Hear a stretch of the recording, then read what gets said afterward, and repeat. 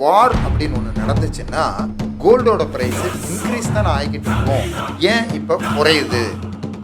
Oil விலை ஏறும் போதெல்லாம் வெள்ளியினுடைய விலை ஏறிக்கொண்டே இருந்தது. ஆனால் இப்போ ஆயில் விலை ஏறும்போது ஏன் வெள்ளியினுடைய விலை இறங்கி கொண்டிருக்கிறது? ஏன் யூஎஸ் டாலர் இண்டெக்ஸ் இந்த டைமில் இன்க்ரீஸ் ஆகுது ஈவன் தோ இன்ஃப்ளேஷன் அதிகமாக போகிறது அப்படிங்கிற செய்தி வரும்பொழுதும்? வணக்கம், வெல்கம் டு வாட்ஸ்அப் தமிழா. இன்றைக்கி நடந்து கொண்டிருக்கக்கூடிய இந்த வார்னால் ஏற்பட்ட நிறைய மாற்றங்களை நம்ம எல்லோருமே சந்திச்சுக்கிட்டு இருக்கோம். முதல் பிரச்சனை ஆயில் பிரச்சனை. இன்றைக்கி என்னென்ன விஷயங்களை பார்க்க போகிறோம் அப்படிங்கிறத முதல்ல சொல்லிடுறேன். எப்போவுமே ஜியோபொலிட்டிக்கல் ஈவெண்ட்டில் ஒரு வார் அப்படின்னு ஒன்று நடந்துச்சுன்னா கோல்டோட ப்ரைஸு இன்க்ரீஸ் தான் ஆகிக்கிட்டு இருக்கும். ஏன் இப்போ குறையுது அப்படிங்கிற ஒரு கேள்வி. இரண்டாவது கேள்வி, ஆயில் விலை ஏறும்போதெல்லாம் வெள்ளியினுடைய விலை ஏறிக்கொண்டே இருந்தது. ஆனால் இப்போது ஆயில் விலை ஏறும்போது ஏன் வெள்ளியினுடைய விலை இறங்கி கொண்டிருக்கிறது அப்படிங்கிறது ரெண்டாவது கேள்வி. யூஎஸ் டாலர் இண்டெக்ஸ் இன்க்ரீஸ் ஆகிறதுனால தான் கோல்டோட விலை குறையுது அப்படிங்கிறது எல்லாருக்கும் தெரிஞ்சது. ஏன் யூஎஸ் டாலர் இண்டெக்ஸ் இந்த டைமில் இன்க்ரீஸ் ஆகுது ஈவன் தோ இன்ஃப்ளேஷன் அதிகமாக போகிறது அப்படிங்கிற செய்தி வரும்பொழுதும் அப்படிங்கிற சில பேசிக்கான கேள்விகளுக்கு எல்லோருக்கும் புரியும்படியாக விடையளிக்கணும் அப்படிங்கிறது தான் இந்த பதிவினுடைய நோக்கம். முதல் கேள்வி ஆயில் இஷ்யூ. ஆயில் இஷ்யூவில் ஸ்ட்ரெய்ட் ஆஃப் ஹார்மஸை மூடினதுனால ஏகப்பட்ட பிரச்சனைகள். உலகத்தினுடைய மொத்த ஆயில்லையும் 20 to 25% ஆயில் இது வழியாக தான் பட்டுவாடா செய்யப்படுகிறது கல்ஃப் கண்ட்ரீஸ்லேருந்து. அதில் இந்தியா, சைனா போன்ற நாடுகளுக்கெல்லாம் மிக அதிக அளவில் அங்கிருந்து கேஸ் அண்ட் ஆயில் வந்து கொண்டிருக்கிறது. அது தடைபட்டு விட்டது. சரி, இப்போது இந்த சூழ்நிலையில் இன்றைக்கி என்ன சொல்கிறாங்க ஈரான் அப்படின்னா, இங்கே ஒரு நாளைக்கு 80 கப்பல்களுக்கு மேலே போய்கிட்டு இருக்கு. ஒரு கப்பலுக்கு $2 மில்லியன் டோல் கொடுத்தீங்கன்னா நீங்கள் எடுத்துகிட்டு போய்க்கலாம் அப்படிங்கிறத சொல்லிட்டாங்க. எல்லா உலக நாடுகளுக்குமே இது காமன். நீங்கள் நட்பு நாடுகளாக இருந்தால் நாங்கள் விடுறோம், டோல் பே பண்ணிவிட்டு நீங்கள் கொண்டு போயிருங்க அப்படின்னு சொல்கிறாங்க. இதை நிறையா சேனல்ஸ் ரொம்ப அதிகமாக பேசுகிறாங்க. அதனுடைய ஃபேக்ட் என்ன அப்படிங்கிறத மட்டும் நம்ம சொல்லிடுவோம். ஒரு கப்பலில் கிட்டத்தட்ட 1.8 மில்லியன் பேரல்லிருந்து 2.2 மில்லியன் பேரல் வரைக்கும் கச்சா எண்ணெய் வருது. அதாவது ஆவரேஜாக பார்த்துக்கிட்டோம்னா 2 மில்லியன் பேரல்கள் ஒரு கப்பலில் எடுத்துக்கொண்டு வர முடியும். அப்போ ஒரு கப்பலுக்கு $2 மில்லியன் கேட்குறாங்கன்னா ஒரு பேரலுக்கு $1 கேட்குறாங்க. சரியா? அதனால் மிகப்பெரிய அளவில் ப்ரைஸ் இம்பேக்ட் ஆகுமா அப்படின்னா ஆகாது. ஏன்னா இன்றைக்கி $100 மேலே ஒரு பேரல் விற்று கொண்டிருக்கிறது. ஏன் அப்படின்னா பிகாஸ் ஆஃப் த வார். இந்த வார்னால் டிமாண்ட் ஆயிடுச்சு, அங்கேருந்து எடுத்துக்கிட்டு வர முடியாது அப்படிங்கிறதுனால ஆயில் ப்ரைஸ் இன்க்ரீஸ் ஆயிடுச்சு. $60-70 இருந்தது, இன்றைக்கி $110 மாறிடுச்சு. அந்த இம்பேக்டோட கம்பேர் பண்ணும்போது இந்த $1 பர் பேரல் அப்படிங்கிற டோல் ஒரு பெரிய இம்பேக்டை ஏற்படுத்தாது. இது எப்படி நம்மளுடைய பெட்ரோல் டீசல் விளைவை ஏற்படுத்தும் அப்படின்னா, ஒரு பேரல் அப்படிங்கிறது கிட்டத்தட்ட 159 லிட்டர்கள். 159 லிட்டர் கொண்ட அந்த க்ரூட் ஆயிலை கொண்டு நம்ம ரிஃபைன் பண்ணணும்னா 20 முதல் 30 லிட்டர் பெட்ரோல் கிடைக்கும், 50 முதல் 70 லிட்டர் டீசல் கிடைக்கும். அப்புறம் அதர் சப் ப்ராடக்ட்ஸ் நிறைய கிடைக்கும். ஜெட் ஃபியூவல் ஒரு 10லிருந்து 15 லிட்டர் கிடைக்கும். எல்பிஜி கேஸ் 8லிருந்து 12 லிட்டர் வரைக்கும் கிடைக்கும். இந்த மாதிரி அதுக்கு பிறகு அடிஷ்னல் வேஸ்ட்ஸ் இருக்கும், ஏகப்பட்ட வேஸ்ட்ஸ் இருக்கும் இல்லையா? அந்த வேஸ்ட்ஸ் எல்லாம் உதாரணமாக அதர் பெட்ரோகெமிக்கல்ஸ், லியூப்ரிகன்ஸ், ஈவன் தார், இந்த மாதிரி நிறைய ப்ராடக்ட்ஸ் கிடைக்கும். ஸோ நம்ம இது எல்லாத்தையுமே கேல்குலேட் பண்ணோம். ஒரு பேரலினுடைய விலை $110, இன்க்ளூடிங் டோல் $111 வச்சுக்கோங்களேன். $111 நம்ம ரிஃபைனிங் செலவெல்லாம் போக அதுக்கு பிறகு தான் நம்ம கொண்டு டிரான்ஸ்போர்ட் பண்ணி ரிஃபைன் பண்ணி அந்த ரிஃபைன் பண்ணுறதுல நமக்கு எவ்வளோ பெட்ரோல் கிடைக்கும்? 25 லிட்டர் பெட்ரோல் கிடைக்கும், ஒரு 50 லிட்டர் டீசல் கிடைக்கும். அப்படிங்கும்போது நம்ம காஸ்ட்டை ஈஸியாக டிரைவ் பண்ணிக்கலாம். எவ்வளோ அளவுக்கு இது இன்க்ரீஸ் ஆகும்? $1 கச்சா எண்ணெய் ஏறினால் நம்மளுடைய இந்தியாவுக்குள்ள பெட்ரோலினுடைய விலை எந்த அளவுக்கு மாறுபடும் அப்படிங்கிறது தெரியும். சரி, இதெல்லாம் வந்துக்கிட்டு இருக்கும்போது இப்போ வந்துக்கிட்டு இருக்குதுப்பா, இன்னும் கொஞ்ச நாளில் இன்னும் இருக்கக்கூடிய ரிசோர்ஸஸ் மேலே எல்லாம் இவங்க வார்னால் அழிவு ஏற்பட்டுருச்சுன்னா இதனுடைய நிலைமை என்ன ஆகும் அப்படிங்கிறது நமக்கு தெரியாது. சரி, நம்ம இரண்டாவது கேள்விக்கு போயிடுவோம். இரண்டாவது கேள்வி என்ன அப்படின்னா, எப்படி யூஎஸ் டாலர் இண்டெக்ஸ் இன்க்ரீஸ் ஆகுது? ஏன்னா ஆயிலை பற்றி ஒரு பெரிய பேனிக் வந்துருச்சு. அப்போது யூஎஸ் டாலர் இண்டெக்ஸ் ஏன் இன்க்ரீஸ் ஆகுதுன்னா, எல்லா நாடுகளும் இந்த பெட்ரோல் டாலர்னு சொல்கிறோம் இல்லையா, டாலரை கொடுத்து தான் ஆயில் வாங்கி ஆக வேண்டும் அப்படிங்கிற கட்டாயத்தில் இருக்குது. ஒருவேளை கல்ஃப் ஏரியாவிலிருந்து ஆயிலே கிடைக்கவில்லை, வரவே இல்லை அப்படின்னா, மீதி இருக்கக்கூடிய 20 to 21% உற்பத்தியை யுனைடெட் ஸ்டேட்ஸ் பண்ணுது. 10 to 11% ஆயில் உற்பத்தி உலக உற்பத்தியை பண்ணுறது ரஷ்யா. கல்ஃபில் இருக்கக்கூடிய எல்லா நாடுகளும் சேர்த்து 25% பண்ணுது.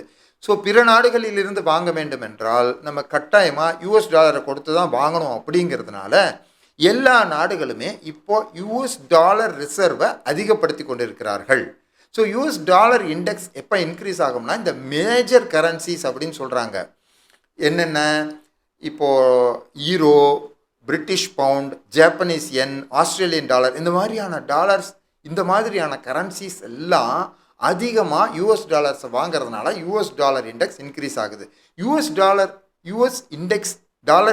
டாலர் இண்டெக்ஸ் இன்க்ரீஸ் ஆச்சு அப்படின்னா யூஎஸ் டாலரோட வேல்யூ அதிகரிக்குதுன்னு அர்த்தம். வேல்யூ அதிகரிக்கிறதுனால கோல்டினுடைய வேல்யூ குறையுது. இது ரொம்ப ஃப்ளக்சுவேட் ஆகிட்டு இருக்குது. ஒரு நாளைக்கு பார்த்தீங்கன்னா 0.75, ஒரு சில நாள் 1% கூட மாறிக்கிட்டு இருக்குது, அப் அண்ட் டவுனாக ஆகிட்டு இருக்குது. இதனால் தங்கத்தினுடைய விலை குறைகிறது அப்படின்னு வச்சுக்கலாம். அடுத்தது, நிறைய இன்வெஸ்டர்ஸ் அப்படின்னா நம்மள மாதிரி ரீட்டைல் இன்வெஸ்டர்ஸ் கிடையாது.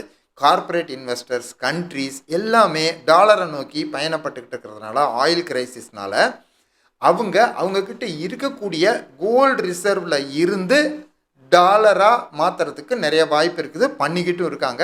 நிறைய இன்வெஸ்ட்மெண்ட் ஃப்ரம் த கோல்டு வெளியே போய்கிட்டு இருக்குது. ரெண்டாவது, பாண்ட் மார்க்கெட்டில் இன்ட்ரெஸ்ட் ரேட், யூஎஸ்னுடைய இன்ட்ரெஸ்ட் ரேட் 3.5லேருந்து 3.75 மாற்றுவாங்க, குறைக்க போகிறதில்ல அப்படிங்கிற ஒரு நியூஸும் பரவி கொண்டு இருக்கிறது.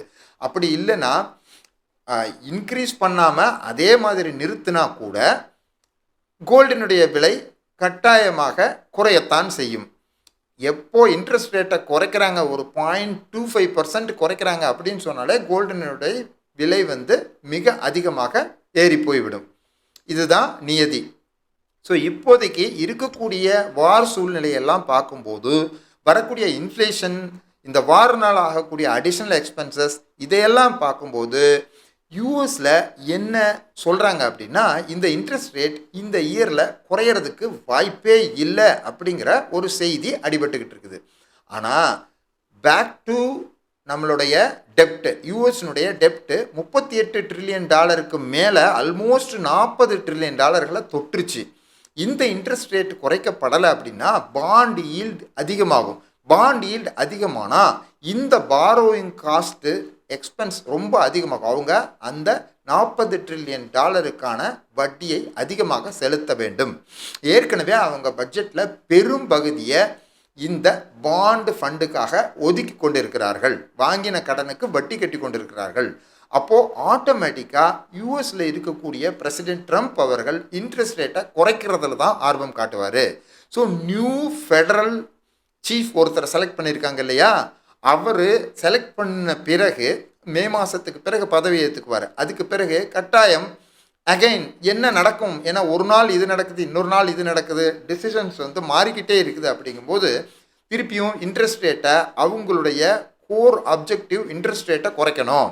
அவர் நிறைய இடத்துல சொல்லியிருக்காரு. ட்ரம்ப் பேசும்பொழுது 0.1% குறைச்சா எவ்வளோ பில்லியன் டாலர்ஸ் நம்ம மந்த்லி சேவ் பண்ண முடியும் அப்படிங்கிறத சொல்லியிருக்காரு. அது உண்மைதான். ஏன்னா அவங்க கட்டக்கூடிய வட்டியினுடைய, அதாவது பாண்டுக்கு செலுத்தக்கூடிய தொகை, நீங்கள் பாண்ட் ஃபண்ட் போட்டிங்கன்னா அதுக்கு செலுத்தக்கூடிய தொகை ரொம்ப அதிகமாக யூஎஸ் ட்ரெஷரியிலேருந்து போய்கொண்டு இருக்கிறது.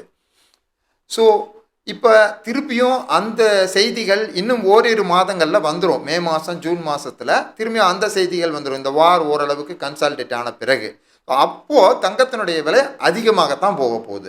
அதனால் இப்போது நீங்கள் ஏற்கனவே கோல்டை வாங்கியிருக்கீங்க அப்படின்னா அதற்காக வருத்தப்பட வேண்டியதில்லை. இது திரும்பவும் பழைய நிலைமைக்கு தான் போக போகுது அப்படின்னு தான் பல அனலிஸ்ட் சொல்லிக்கிட்டு இருக்காங்க.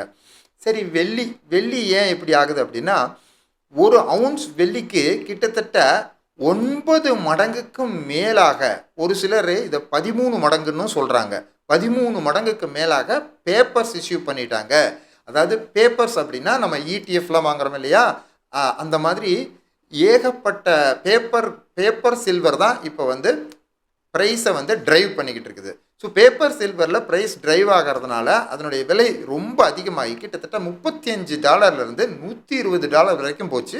இப்போது இன்னைக்கு $61 per ounce வரைக்கும் குறைஞ்சது. இன்னும் குறையுமா அப்படிங்கிற பயம் மக்கள்கிட்ட இருக்குது. ஆனால் ஹெவி டிமாண்ட் இண்டஸ்ட்ரி இன்னும் இருக்குது. ஃபிசிக்கல் சில்வருக்கு ஹெவி டிமாண்ட் இருக்குது. ஏற்கனவே நம்ம எல்லாருக்கும் தெரிஞ்ச மாதிரி இவி மேனுஃபேக்சரிங், சோலாரு, அப்புறம் சிப் மேனுஃபேக்சரிங், ஏஐ டெக்னாலஜி அதிகமாகிறதுனால இந்த செமிகண்டக்டர் சிப்ஸ் எல்லாம் அதிகமாக ப்ரொடியூஸ் பண்ண வேண்டிய சூழ்நிலை இருக்கிறதுனால very high physical demand for silver இருந்துக்கிட்டு தான் இருக்குது. அதனால் சில்வரினுடைய வேல்யூ அதிகமாக தான் ஆகும் அப்படிங்கிறது தான் மோஸ்ட் ஆஃப் த பீப்புளினுடைய இண்டஸ்ட்ரி யூசேஜுக்கு ஹை டிமாண்ட் இருக்குது அப்படிங்கிறது தான் உண்மை. இந்த பேப்பர் வேல்யூவில் இமேஜினரியாக இன்க்ரீஸ் பண்ணப்பட்ட தொகை மட்டும்தான் இப்போ குறையும். இந்த இடிஎஃப் வச்சுருக்கவங்க யாருக்குமே ஃபிசிக்கல் சில்வர் கிடைக்க போகிறது இல்லை. ஆனால் இது இஷ்யூ பண்ணின ரேஷியோ வந்து ரொம்ப அதிகமாக இருக்குது. அதனால தான் சில்வரினுடைய வேல்யூ இப்போது சடனாக குறைஞ்சிக்கிட்டு இருக்குது. சரி, ஆயில் இன்க்ரீஸ் ஆனால் சில்வர் இன்க்ரீஸ் ஆகிக்கிட்டு இருந்தது ஹிஸ்டாரிக்கலாக. இப்போது ஏன் ஆகுது அப்படிங்கிறதுக்குரிய விடை இதில் கிடச்சிருச்சு இல்லையா? ஏன்னா இப்போது ரொம்ப அதிகமான வித்தின் ஃபியூ மந்த்ஸ்லேயே பார்த்திங்கன்னா இது டபுள் ஆயிடுச்சு, திரும்பியும் ஃப்ளக்சுவேட் ஆச்சு. சில்வர் எப்போவுமே ஃப்ளக்சுவேஷன் ரொம்ப அதிகமாக இருக்கும். இன்னொரு முக்கியமான விஷயம் என்னென்னா, யுனைடெட் ஸ்டேட்ஸில் இருக்கக்கூடிய 50 ஸ்டேட்ஸில் இன்னும் 4 ஸ்டேட்ஸ் வந்து கோல்டு அண்ட் சில்வருக்கான சேல்ஸ் டேக்ஸை ரிமூவ் பண்ணிட்டாங்க. அதாவது அங்கே வந்து 2 வகையான டேக்ஸஸ் இருக்கும். சேல்ஸ் டேக்ஸு, ஸ்டேட் சேல்ஸ் டேக்ஸ்னு ஒன்று இருக்கும், அப்புறம் ஃபெடரல் சேல்ஸ் டேக்ஸ் அப்படின்னு ஒன்று இருக்கும். நம்ம இங்கே எப்படி வந்து சிஜிஎஸ்டி அப்படின்னு பே பண்ணுறோம், அதே மாதிரி state central GST, state GST அப்படின்னு நம்ம பே பண்ணுறோம் இல்லையா? அது மாதிரி அங்கே ஸ்டேட் டேக்ஸு, ஃபெடரல் டேக்ஸ்ன்னு இருக்குது. ஃபெடரல் கவர்மெண்ட்டில் வந்து அதுக்கு டேக்ஸ் இருக்குது. ஆனால் ஒவ்வொரு ஸ்டேட்லேயும் ஆல்மோஸ்ட் 45 ஸ்டேட்ஸில் இப்போது கோல்டுக்கும் சில்வருக்கும் டேக்ஸ் இல்லை. அப்படின்னா என்ன அப்படின்னா, யூ கேன் செட்டில் யுவர் டெப்ட் using your gold and silver அப்படிங்கிறதா தான் அதை கருத வேண்டும். இப்போ ஆல்மோஸ்ட் லைக் நம்ம வந்து டிரான்சாக்ஷன் பண்ணணும் அப்படின்னா அதுக்கு டேக்ஸஸ் இல்லை அப்படிங்கிற பட்சத்தில் அது ஆல்மோஸ்ட் லைக் மணி அப்படிங்கிற மாதிரி தான் ஆயிடுச்சு. ஸோ அதனாலையும் நிறைய விஷயங்கள் மாறுது அப்படிங்கிறது ஒரு சில அனலிஸ்டோட கருத்து. எது எப்படியோ 48 மணி நேர கெடு இன்று இரவோடு முடிவடைகிறது. இதில் 2 பேரும் வார்னிங் கொடுத்துக்கிட்டே இருக்காங்க. யூஎஸில் இருந்து ஈரானுக்கு கொடுக்கப்பட்ட வார்னிங் 48 மணி நேரத்துக்குள்ளாக ஸ்ட்ரெயிட் ஆஃப் ஹார்மஸை நீங்கள் ஓப்பன் பண்ணி விடலைன்னா உங்களுடைய எனர்ஜி இன்ஃப்ராஸ்ட்ரக்சர் எல்லாத்தையும் அடிச்சிருவோம், நீங்கள் இருளில் மூழ்கி போய் விடுவீர்கள் அப்படின்னு யுனைடெட் ஸ்டேட்ஸ்லேருந்து வார்னிங் கொடுக்கப்பட்டிருக்கிறது. அதே மாதிரி இவங்க என்ன பதில் சொல்லியிருக்காங்க ஈரான்லேருந்துன்னா, நீங்கள் எங்களை அடிச்சிங்கன்னா நாங்கள் இங்கே சுற்றி இருக்கக்கூடிய அதர் கல்ஃப் கண்ட்ரி, உங்களோட சப்போர்ட்டிங் கண்ட்ரிஸ்லாம் இருக்கு இல்லையா, அவங்களுடைய இன்ஃப்ராஸ்ட்ரக்சரை அழிப்போம். மெயினாக அவங்க குடிக்கக்கூடிய வாட்டர் ரிஃபைன் பண்ணுறாங்க இல்லையா, கடல் நீரிலிருந்து குடிநீர் பண்ணுறாங்க இல்லையா, அதையெல்லாம் அழிப்போம்னு சொல்லியிருக்காங்க. ஸோ இந்த மாதிரியான டிசாஸ்டர்ஸ் எல்லாம் நடக்காமல் இருந்தால் ஒருவேளை மீண்டும் பழைய நிலைமைக்கு நம்ம திரும்புவோம் அப்படிங்கிறது தான் உண்மை. பழைய நிலைமைக்கு திரும்புவோம் அப்படின்னா இப்போதைக்கு ஆயிலுடைய ப்ரைஸ் குறையணும் அப்படின்னா இந்த வார் எண்ட் ஆகணும். இந்த வார் எண்ட் ஆனால் ஆயிலோட ப்ரைஸ் குறைஞ்சிரும்.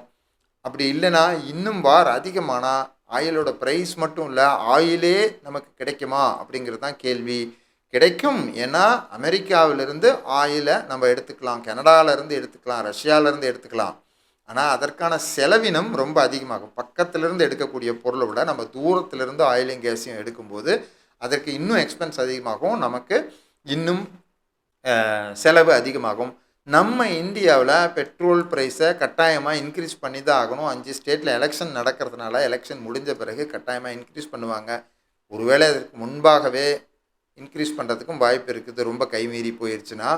மற்றபடி கேஸ் வந்து இப்போதைக்கு வந்துக்கிட்டு இருக்குது அப்படின்னு தான் சொல்கிறாங்க. ஸோ டோலோ பே பண்ணிவிட்டு வந்துக்கலாம், ஸ்நேக நாடுகளுக்கு விட்டுறாங்க அப்படின்னு சொல்கிறாங்க. பட் அதெல்லாம் இருக்கிற வரைக்கும் தான். பட் இந்த 48 மணி நேர கெடுவுக்கு பிறகு என்ன நடக்கும் அப்படிங்கிறத நம்ம பொறுத்திருந்து தான் பார்க்கணும். மீண்டும் இன்னொரு வீடியோவில் சந்திப்போம். இந்த வீடியோனுடைய நோக்கம் என்னென்னா, மிக எளிமையாக விளக்குறது தான். இது எளிமையாக இருந்ததா இல்லை ரொம்ப காம்ப்ளெக்ஸாக இருந்ததா அப்படிங்கிறத நீங்கள் கமெண்ட்டில் சொல்லுங்கள். தேங்க்ஸ் ஃபார் வாட்சிங் வாட்ஸ்அப் தமிழா.